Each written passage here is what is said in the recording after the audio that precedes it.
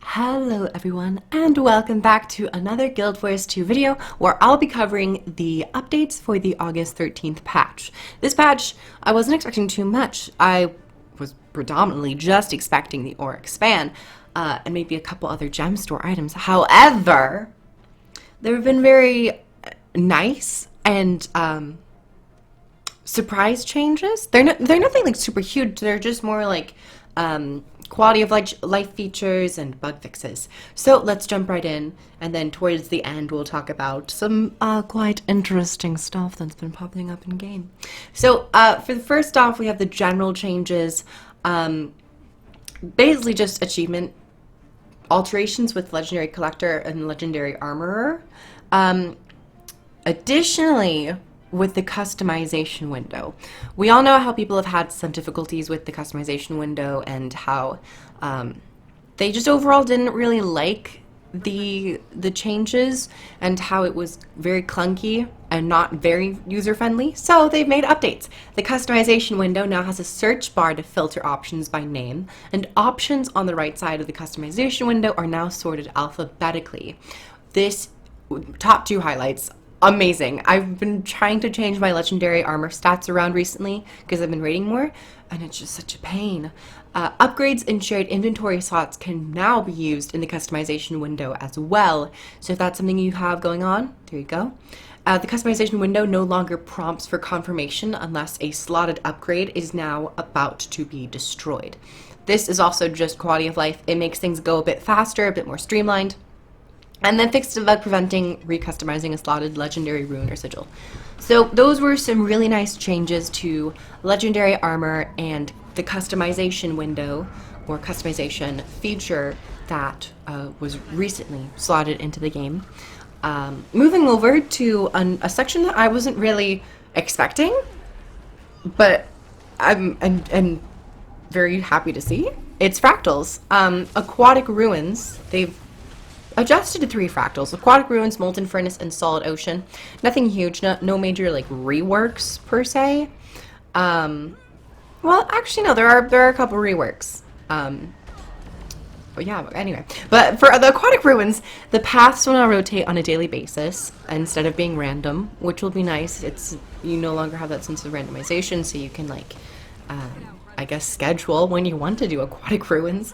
Adjusted the position and number of crate prisoners to reduce backtracking. Adjusted the skills used in the Dolphin Path and the Deep Path.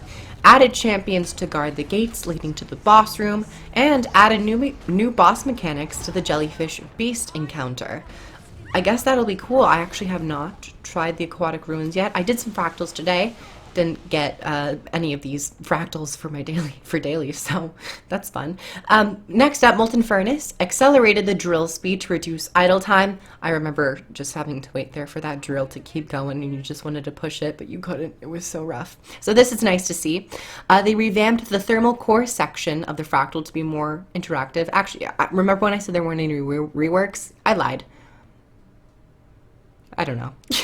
Added a new some new boss mechanics to the weapons test engineer as well. I haven't played these, so I can't comment on them any further. I probably should have, but I was too busy playing 2v2s and doing other fractals. And then the Solid Ocean. Defeated players will be revived after the Jade Maw is successfully defeated. Just to streamline, I guess, quality of life feature. So those were some fractal upgrades and updates. Whenever there are some additions or fixes to raids or to fractals, I welcome them. I was doing fractals today and I realized how much I miss 5v5 or 5-player content with fractals. I was doing Nightmare and I'm like, whoa, this is actually really fun. And then I wasn't even on tier 4, so whenever the challenge starts to come in, that's even more engaging and more fun. So I really appreciate that. Thanks, Zaynep. Moving over to the items, legendary runes. The Rune of Antitoxin, Rune of Durability, Rune of Rebirth, Altruism, Nature's Bounty, and Rune of the Stars have been added as options to the legendary rune. So you have some more customization. I don't know if these were just bugged and they weren't there, but they were supposed to be there, or if these were just like straight up just forgot. But now you have some more options. Elite specialization runes have been reordered in the selection panel. I'm guessing that's for the legendary rune. And the recipe of for the Settler's Orichalcum imbued inscription and the Settler's intricate gossamer insignia will no longer drop for players who have already learned the recipe. So that'll be nice. You no longer have to just completely destroy them. I don't know if you can sell them. That's something interesting. A couple sections for the profession skills, mostly just bug fixes. For the Elementalist, Strength of Stone updated the description and skill facts to clarify that bleeding can only occur once every 3 seconds per target. For the Mesmer, Continuum Split fixed an issue that could cause a small delay between activating this skill and its effects occurring. Signet of Illusions fixed a bug preventing the skill from recharging Chronomancer Shatters, and Chaotic Interruption has been disabled in PvP. I guess I just threw this in here for the patch notes because it was more fitting. Ranger Beast Mode fixed a bug that prevented merged soul beasts from re-merging automatically when dismounting. I've encountered this a couple times, I think. I think Necromancers still have that bug with minions. I remember them changing it a while ago, but I think it still happens. And then Entangle fixed a bug that inflicting damage when using the skill to the player who casts it. I saw this on Reddit. I think it was Gladimer who posted it. I believe it was him. Sorry if it wasn't. But yeah, I was like, oh my god, it did a lot of damage to the ranger who casted it, and it almost put people in downstate, and it was rough. And then finally for the profession skills, the thief, prepare shadow portal, a nice little UI feature. This preparation now displays an icon to the thief indicating how much time they have left to create their shadow portal. So no longer you have to like be guessing or counting in your head, you have a visual representation.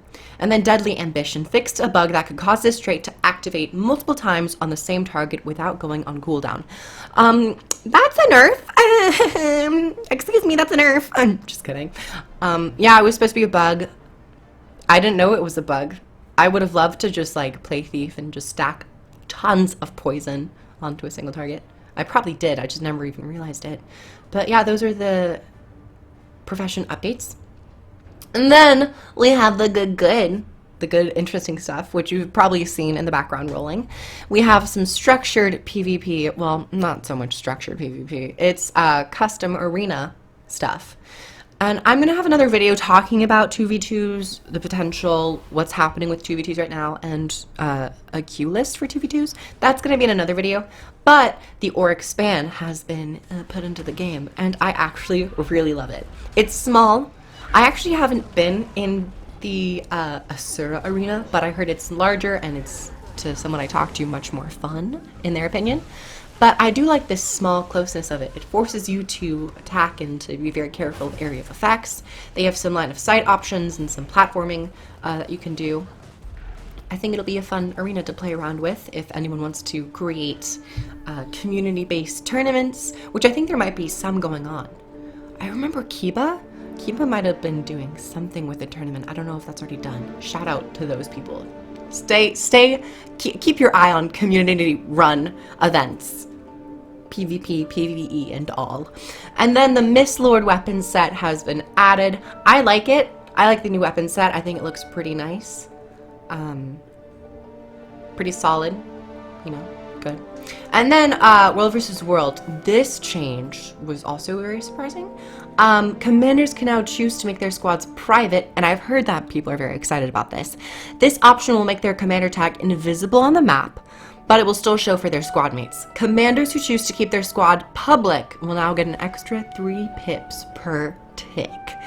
So, I might need to hop into World vs. World and see how many pips people are getting. I'm really excited. I guess that'll be nice for people in World vs. World to create more community-driven, community-open squads. And then a bunch of nice new stuff for the gem store. Check out the gem store. I instantly bought the package with the light binder, backpack, weapon, the new outfit. It's all really, really nice. Of course, there are still sales going on in the gem store with mounts and skins and all. So make sure you guys are keeping up with that. So that was pretty much a general updates to it. I don't know if I want to make this another video, but there's been a suspicious little Norn. I think they've popped up in a couple areas, And there's some foreboding and eerie music slash sound effects going on around them. And it definitely is interesting and keeps people engaged. It's hinting at Jormag, I believe. And overall, it's really exciting. I just can't wait till August 30th. I'm really, really pumped for that. Anyway, everyone, thank you so much for watching this general patch notes update for the game. I have a couple other video ideas currently working, and I have like a secret project, a couple projects actually that I'm working on behind the scenes that I want to do when and release them closer to August 30th. Anyway, thank you everyone for watching. Like the video, comment down below on your thoughts on the new Orc Span and or Gem Store skins, and I'll see you guys in the next video. Bye everyone!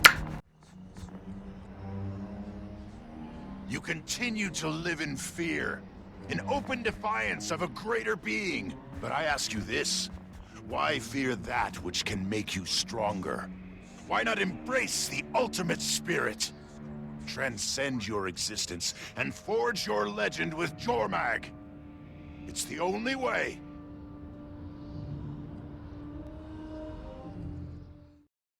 Down below, I have links to all things Guild Wars 2 for free-to-play players and expansion players alike.